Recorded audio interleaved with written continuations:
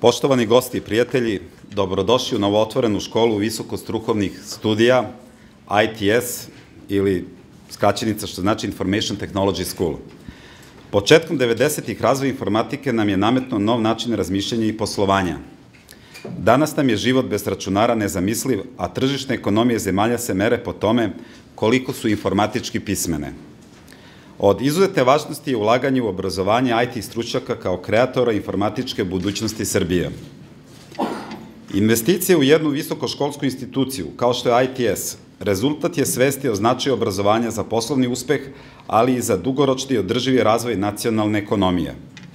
Razvoj softverskih rešenja je visoko dinamična oblast u kojoj nove tehnologije i metode svakih nekoliko godina pomeraju granice mogućeg i isplativog. Samo one kompanije koje razvijaju sopstvene kapacitete i ulažu nova znanja i ideje imaju šansu da napreduju.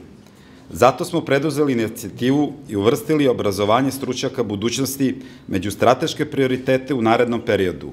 Verujemo da je ITS pravi partner za ovakav projekat. Naš cilj je da počnemo stvaranje stručnjaka još od osnovne škole, tako da mi danas otvaramo i srednju informatičku školu.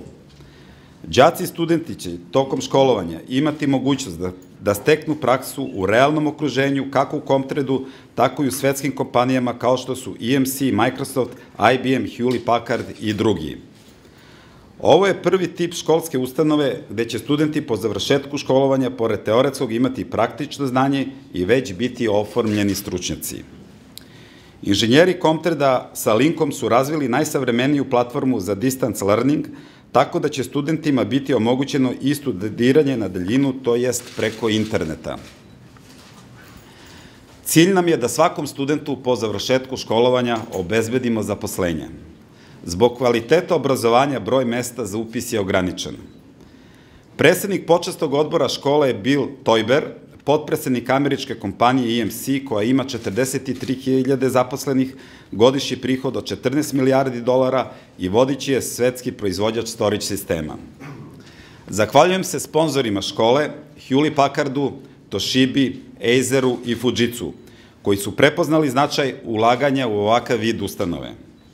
Svi oni koji žele da nauče programiranje, koji žele da postanu inženjeri računarstva i svi oni koji žele da se bave poslom budućnosti, ITS je prava ustanova za njih. Hvala.